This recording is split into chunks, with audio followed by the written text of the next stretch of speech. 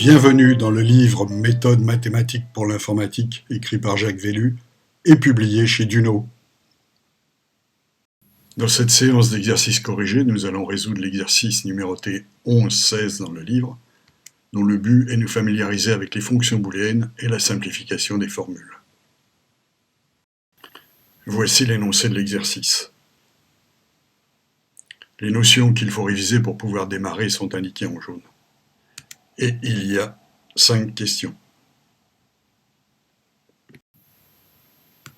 Première question. Pour trouver la forme canonique disjonctive de f, on écrit d'abord la table de vérité. Puis, on repère les bits égaux à 1 dans la colonne de droite. Chacun correspond à un min-terme.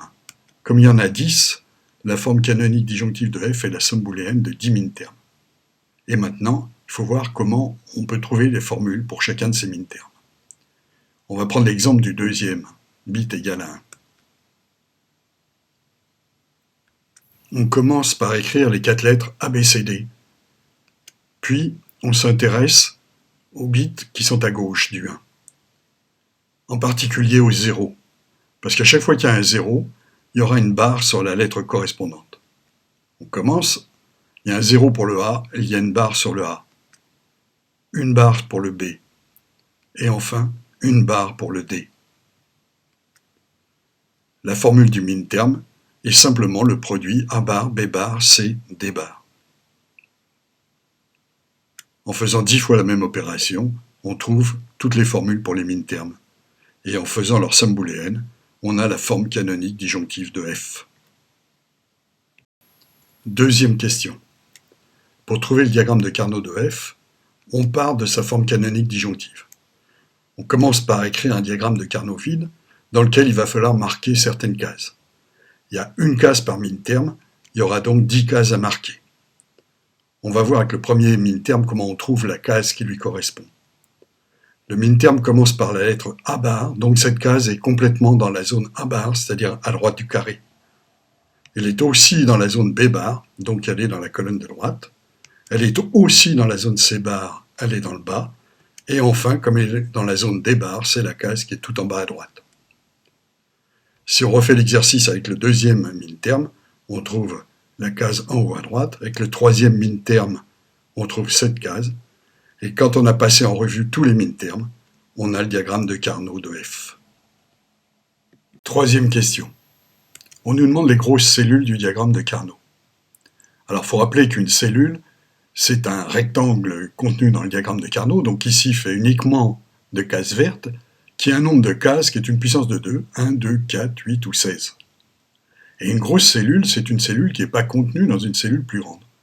Alors il y en a une qui est tout à fait évidente, c'est celle-ci. C'est une cellule à 4 cases, et elle n'est pas contenue dans une cellule plus grande. Pour trouver son monôme, on fait un questionnaire en commençant par écrire toutes les lettres sous leur forme simple ou leur forme avec une barre. Est-ce que la cellule est tout entière contenue dans la zone A? Non.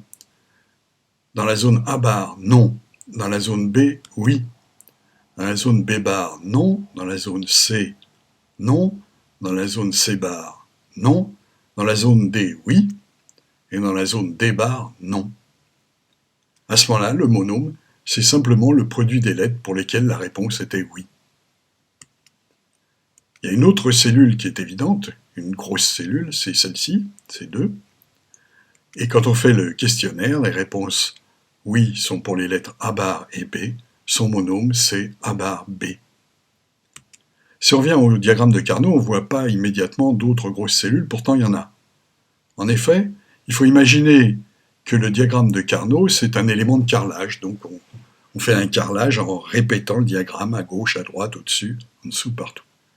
Et à ce moment-là, si on repose la question des grosses cellules, on en voit celle-ci, qui est placée ici aussi. Et sur le diagramme initial, ça correspondait à ce rectangle. On l'appelle C3. Si on fait le questionnaire, on trouve que son monôme, c'est A bar D bar. Et enfin, il y en a encore une, qu'on trouve ici, ou là, C4. Si on fait le questionnaire, son monôme, c'est B bar D bar. Donc finalement, notre diagramme de Carnot a 4 grosses cellules, C1, C2, C3, C4. Quatrième question. On va simplifier la formule en employant la méthode de Carnot. Alors, on a notre diagramme de Carnot, un diagramme auxiliaire qui pour l'instant est vide, mais qu'on va remplir petit à petit pour reconstituer le diagramme de Carnot, et nos 4 grosses cellules. On commence par se poser la question, est-ce qu'il existe des cases du diagramme de Carnot qui ne font partie que d'une seule grosse cellule? Par exemple celle-ci. Elle est dans C1, mais elle n'est pas dans C2, pas dans C3, pas dans C4. Donc si on veut reconstituer le diagramme de Carnot au moyen des grosses cellules, on est obligé de prendre C1. Et celle-ci, elle n'est pas dans C2, elle n'est pas dans C3, mais elle est dans C4. Même raison, on est obligé de prendre C4. Arrivé ici, on a bien avancé, mais on n'a pas encore complètement reconstitué le diagramme de Carnot. Il y a des cases qui ne sont pas recouvertes. Comment les recouvrir? On a le choix, soit prendre C2, soit prendre C3. Ce qui fait qu'on a 2 solutions. Première solution, le diagramme de Carnot est la réunion de C1, C2, C4, et F est la somme booléenne de leurs monômes. Deuxième solution, le diagramme de Carnot est la réunion de C1, C3, C4, et F est la somme booléenne de leurs monômes. En conclusion, partant de la forme canonique disjonctive, qui était une formule très compliquée, on a trouvé 2 formules pour F qui sont beaucoup plus simples. Cinquième question. Pour comparer F et G, on va dessiner le diagramme de Carnot de G et le comparer à celui de F. G est donné par cette formule. Pour obtenir son diagramme de Carnot, il est inutile de passer par la table de vérité, la formule va le donner. Il y a un premier facteur, qui est la somme booléenne de B et de D bar. Voici le diagramme de Carnot de B, voici celui de D bar. Pour avoir le diagramme de Carnot de la somme booléenne B et de D bar, il faut faire la réunion des 2 diagrammes de Carnot, et d'un point de vue pratique, ça revient à superposer. Dans le deuxième facteur, il y a A bar, B bar, D. Pour obtenir le diagramme de Carnot de la somme booléenne, il faut faire la réunion, donc la superposition. À présent qu'on a trouvé les diagrammes de Carnot des 2 facteurs, il faut trouver le diagramme de Carnot de leur produit. Pour ça, il faut faire l'intersection des 2 diagrammes de Carnot.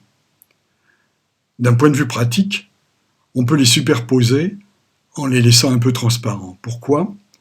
Parce que les cases qui nous intéressent, celles qui sont dans l'intersection, ont reçu 2 fois de la couleur, alors que les autres qui n'en ont reçu qu'une fois ont l'air plus sombres, et il suffit de les éliminer. On a donc trouvé le diagramme de Carnot de G, on voit que c'est le même que celui de F, donc G est égal à F.